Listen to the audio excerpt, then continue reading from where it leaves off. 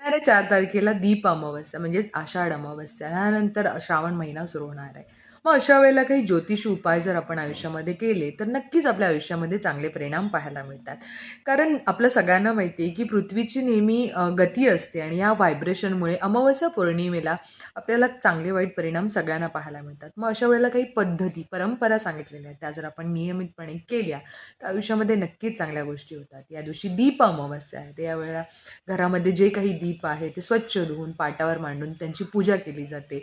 त्याचबरोबर कणकेचे दिवे केले जातात. हे बनवले जातात. त्यांचीही पूजा केली जाते. कणकेचा एक दिवा आपल्या दक्षिण दिशेला ठेवायचा असतो आणि तिथे त्या ह्याच्यामध्ये कणकेच्या दिवेमध्ये मोहरीचं तेल टाकून, काळे तीळ टाकून आपण आपल्या पितरांना थँक म्हणायचं असतं. मी नेहमी म्हणते, की आपण त्यांचे DNA कॅरी करतो, तसे त्यांचे आशीर्वादसुद्धा आपल्याला नेहमी असतात.